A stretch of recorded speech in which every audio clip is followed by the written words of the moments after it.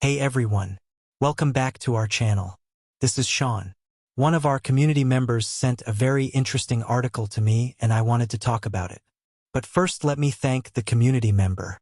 This has a lot to do with Patsies, but also with JFK.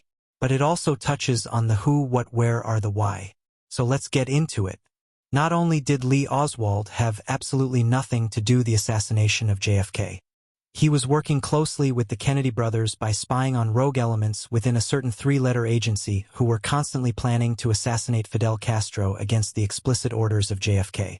Oswald was set up as a patsy by both the CIA and the FBI because they caught him working for a super-secret sting operation set up by both JFK and RFK. JFK had had it with the many attempts to assassinate Castro and knew that he had to do something radical to defang the CIA in this regard. So, he and RFK recruited Oswald into a highly covert cell of double agents to expose the rogue operatives and their leaders in Langley who were operating out of their New Orleans secret headquarters. NOLA at the time was a hotbed of hot-headed Cubanos who wanted Castro taken out in the worst way, and they were colluding with the CIA to knock him off. Which is why JFK said,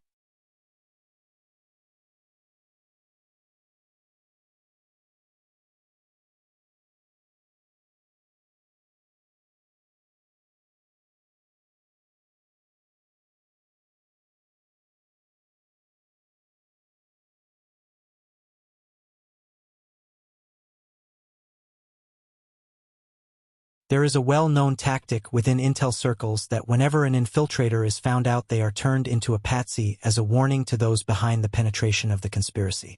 The great American patriot Lee Harvey Oswald fits this description perfectly.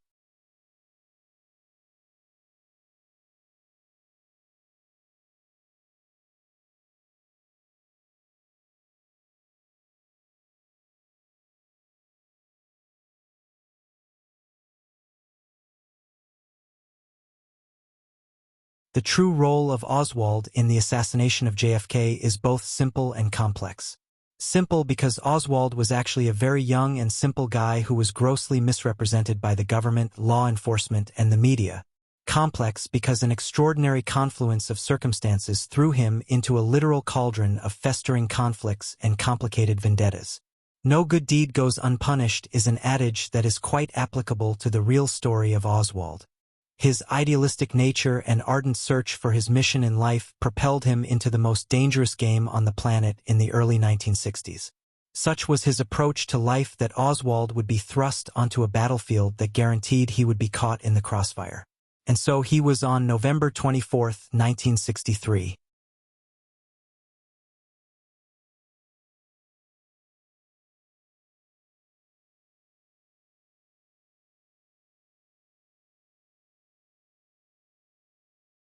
Whatever you have heard about Oswald has most likely originated with the ultra-secret CIA assassination team which oversaw every aspect of JFK's assassination. More accurately, it was their Langley-based propaganda arm, as well as numerous organs of disinformation that were responsible for the entire JFK cover-up. Therefore, it is imperative to suspend any and all judgment concerning Oswald.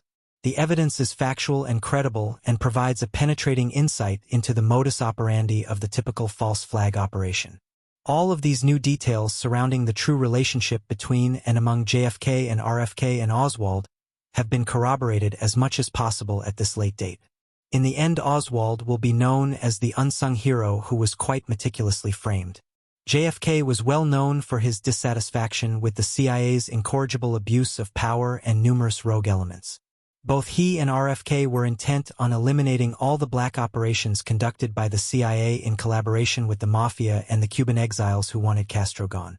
Particularly after the Bay of Pigs fiasco was JFK determined to rein in the CIA, if not shut it down altogether. The ensuing, unparalleled intragovernmental feud was going on at the time that RFK had declared was on organized crime, especially the Italian Mafia families in New York City, Chicago, and New Orleans. After singling out the Mafia for an unprecedented spate of federal prosecutions, the Italian-American mafioso Carlos Marcello, the godfather of the New Orleans Mafia, became a special target of the Justice Department. Because of the CIA's direct collusion with this mob figure and a clique of Cuban exiles in their attempts to overthrow the Castro regime, Oswald was assigned by RFK to infiltrate that rogue operation. The last thing the Kennedy brothers wanted to be associated with was the unlawful assassination of Castro.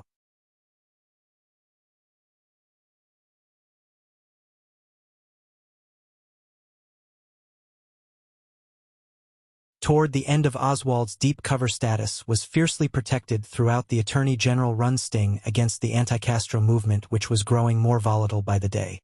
The failed attempts on Castro's life only seemed to increase the fervor of so many Cuban exiles who wanted their country back no matter how.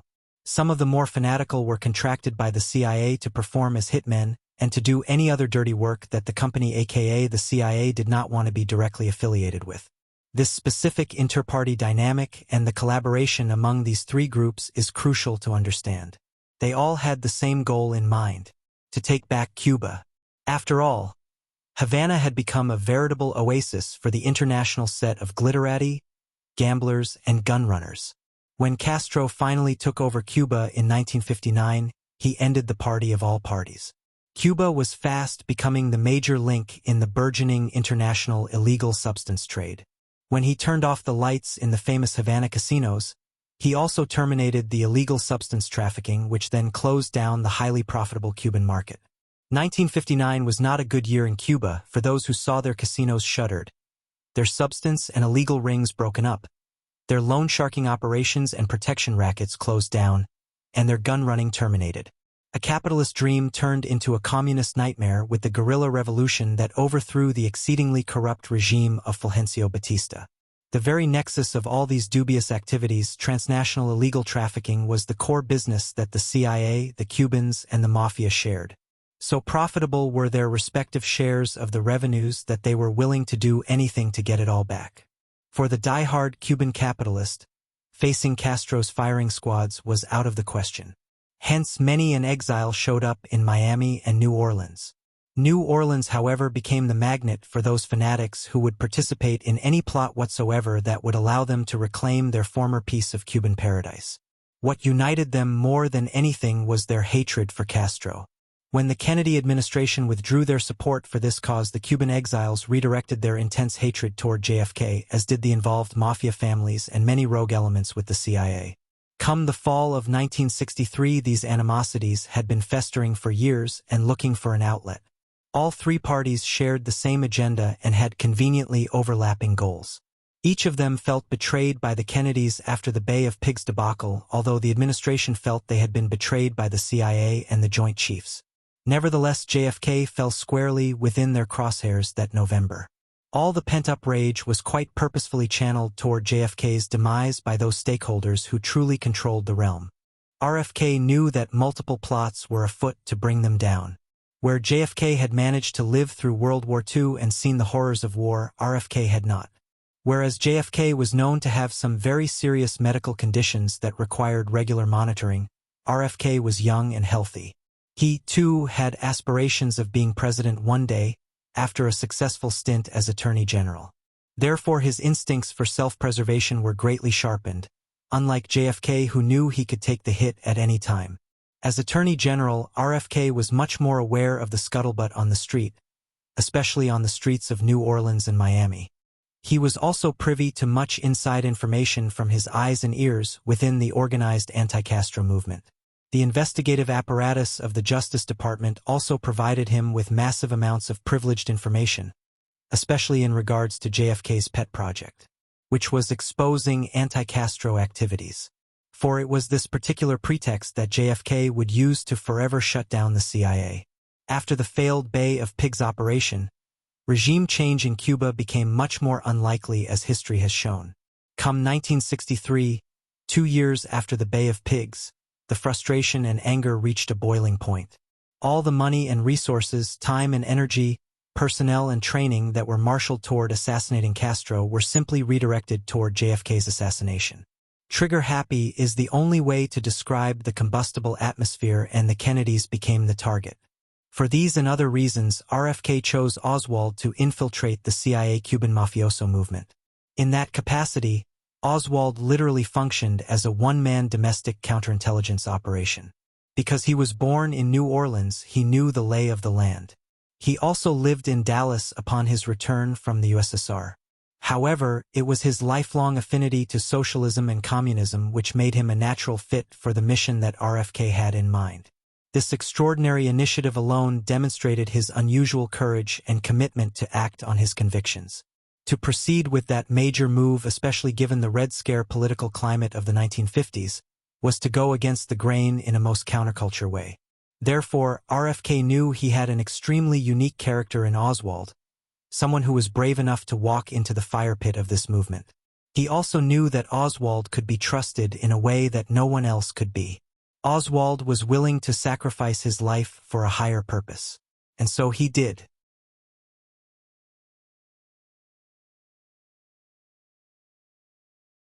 Because of this super-secret mission planned by RFK to utilize Oswald, there could be no press involved. Otherwise, his every move and word might be watched by the media at a time when anonymity or being low-key was absolutely necessary. Oswald's own disappointment is more than likely due to being unaware of the true depth and breadth of his future mission. Although, it is very significant that he was only 22 at the time. Surely not an age when his peers were traveling the globe looking for a noble cause, a serious mission, or a higher purpose in life.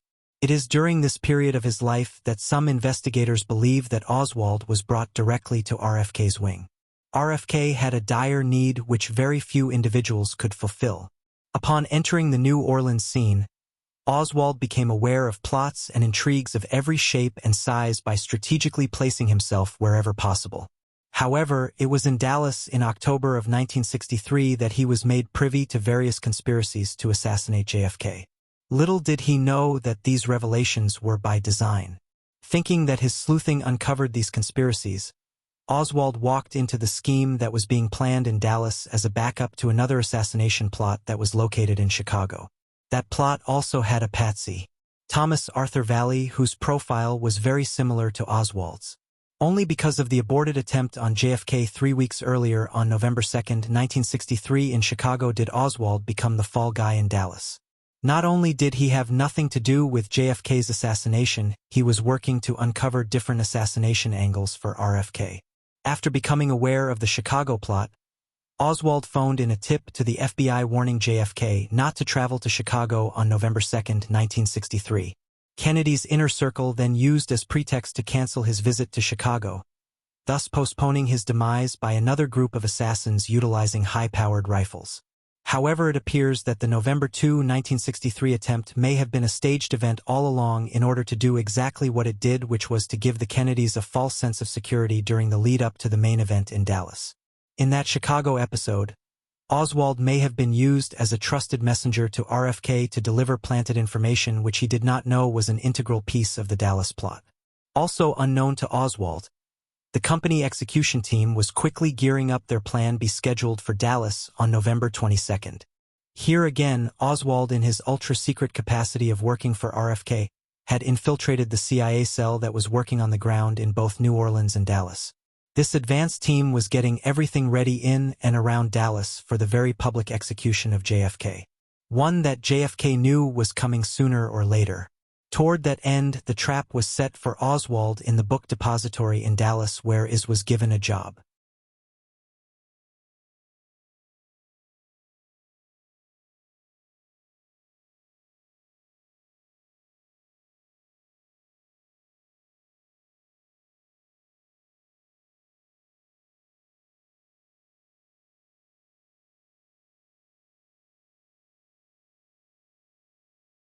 Understanding the time-honored structure and process of black operations is critical to fully comprehending how Oswald was played.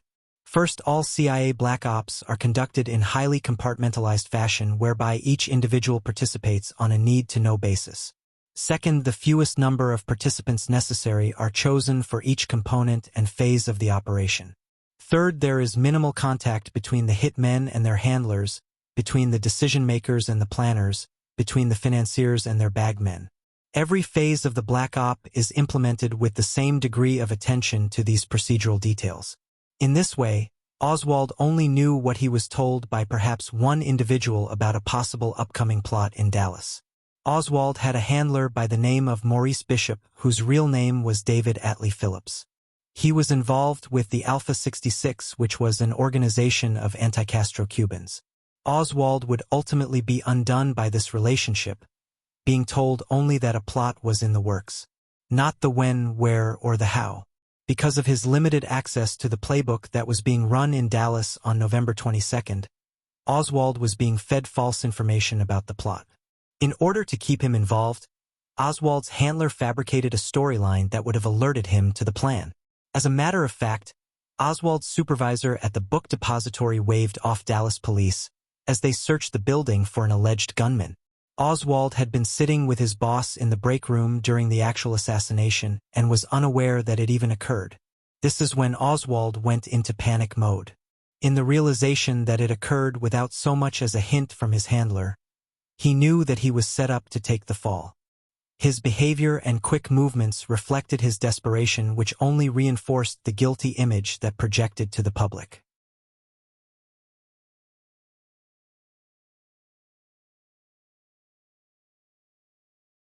The nationally televised video recording where Oswald loudly proclaimed his innocence and claimed complete ignorance of any plots. The cover-up team knew they had a serious problem.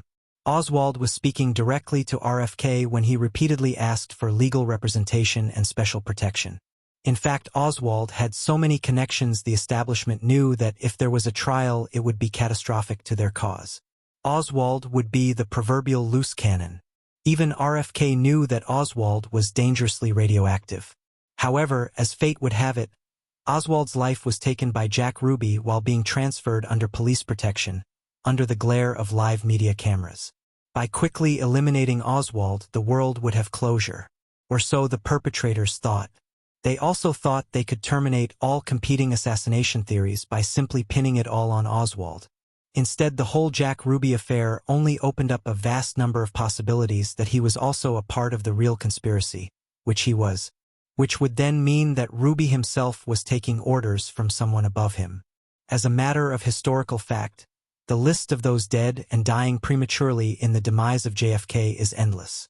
But the question that is most important is just how many lone nuts will the American people allow to be paraded across the mainstream media stage? How many patsies have been set up over the past 50-plus years since the unforgettable day that JFK left this earth?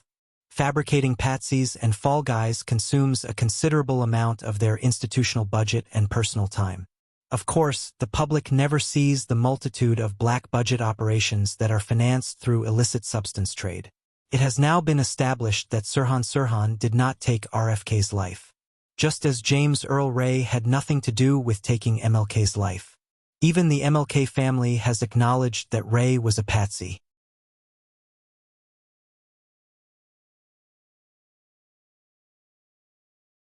Clearly, the use of Oswald as a patsy set the pattern that has been repeated countless times over the past 51 years. Countless because the vast majority of crimes that have required the use of a patsy or false flag go unreported by the news. Let's face it, if we the people had demanded a true, objective, impartial, scientifically based investigation of Oswald, he would have been proven stone-cold innocent. Which then begs the question, who did it, and why did they do it?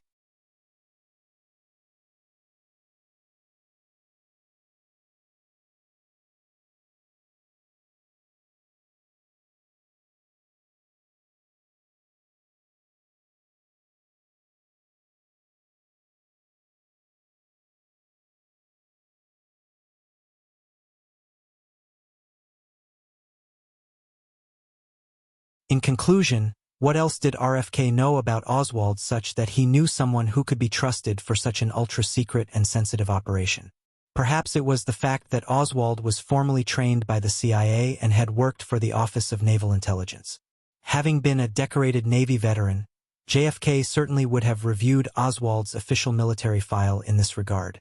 As an ex-Marine, Oswald presented all the right qualifications and credentials required by the Kennedys for such a dangerous mission. That's why they chose and trusted him. At the end of the day, Oswald will become highly regarded for performing valiantly, under extreme duress, in the defense of his country. He bravely honored his oath to defend the Constitution.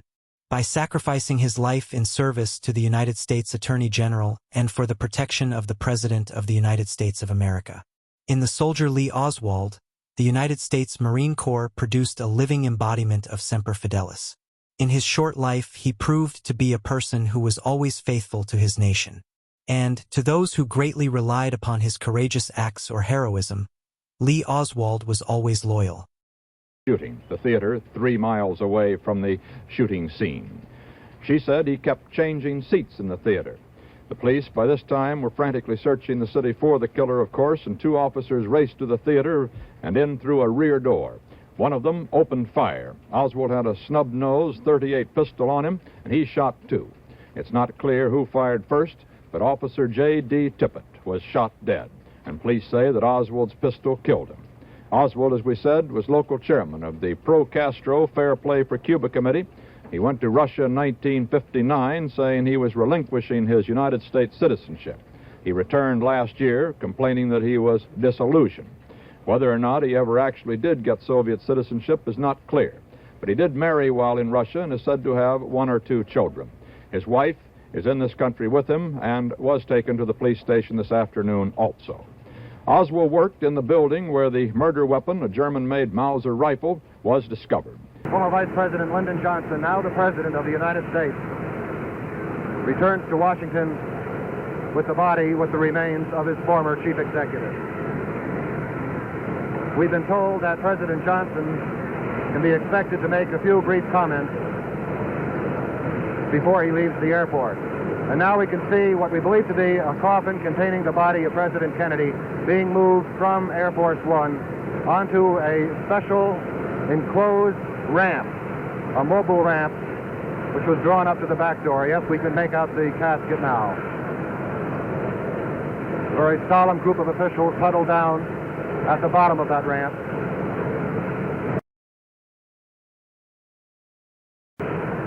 Off to one side, we see Secretary of Defense Robert McNamara hastily conferring with some aides with General Maxwell Taylor. Now the ramp is being slowly lowered to the ground, containing the casket. And a gray U.S. Navy ambulance has pulled into sight and is now directly in front of the ramp in which the casket still rests.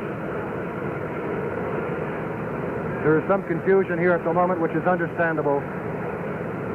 This tragic day could not be rehearsed. We still have not seen President Johnson's wife or Mrs. Kennedy. Perhaps they are.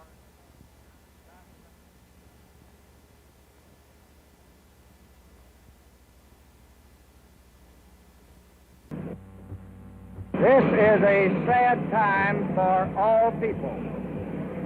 We have suffered a loss that cannot be weighed. For me, it is a deep personal tragedy. I know that the world shares the sorrow that Mrs. Kennedy and her family bear. I will do my best. That is all I can do. I ask for your help and God's. A poignant note about President Kennedy's beloved son, John Jr., who he called John John. He'll be 3 years old on Monday, the day of his father's funeral. It's reported that the little boy walked through the White House corridors today complaining, "I don't have anyone to play with." John Jr. has been quoted as saying that his father was killed by a bad man. He doesn't really understand, of course, the full significance of his father being slain.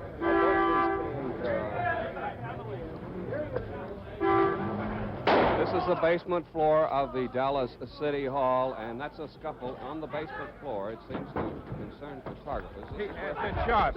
Oswald has been shot. Lee Oswald. Oswald has been shot. From our CBS newsroom in New York, a bulletin. Lee Harvey Oswald, the man who Dallas police say killed President Kennedy, himself is dead. He was cut down by a single bullet an hour and 15 minutes before he died in Parkland Hospital in a room just 10 feet from that room where President Kennedy died. He was being taken from the Dallas City Jail to the Dallas County Jail, but in the basement of the Dallas City Jail, before he left that building, he was shot. The man Dallas police seized at the scene and are holding has been identified as Jack Rubenstein, known in Dallas as Jack Ruby, a man who many years ago moved to Dallas from Chicago and was operating 2 nightclubs and well-known nightclubs in Dallas. He is 52 years old, balding with black hair. He is being held by the Dallas police, who say they will charge him with the murder of Lee Harvey Oswald. Now back to Washington. At attention. And now the casket. John Fitzgerald Kennedy, 35th President of the United States, leaving the White House for the last time.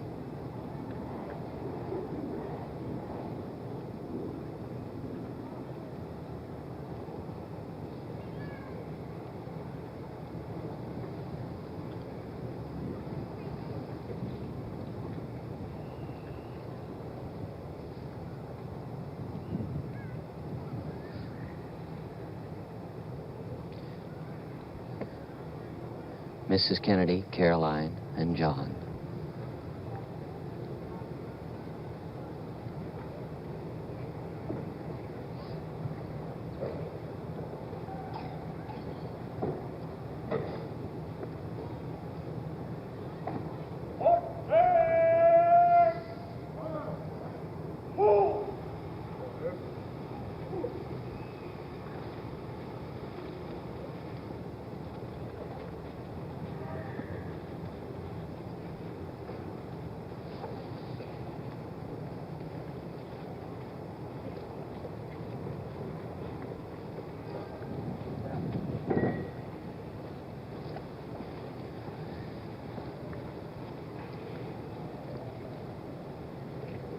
Now the cortege is forming ahead of the caisson.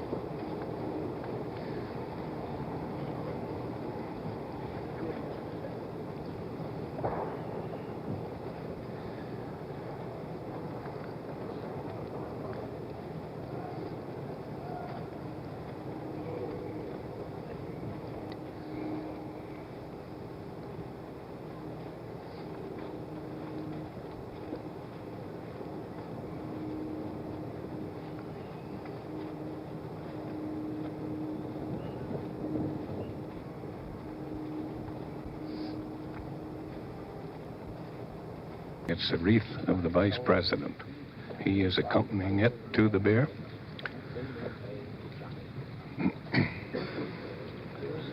President Johnson, in the utter silence here, is going to the bier with a huge wreath of, it looks to me like chrysanthemums.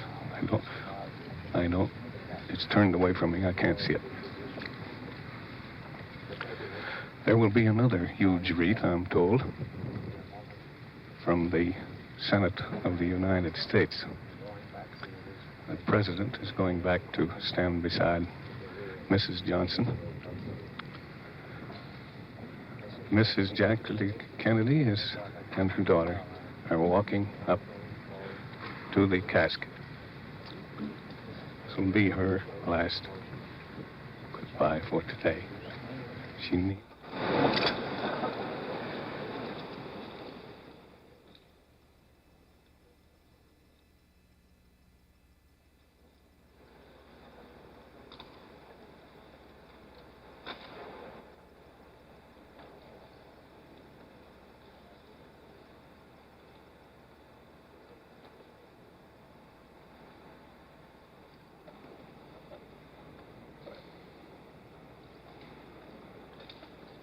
Bearing the burden of their own sorrow, 250,000 people braved near freezing weather to pass by the dead president in tribute.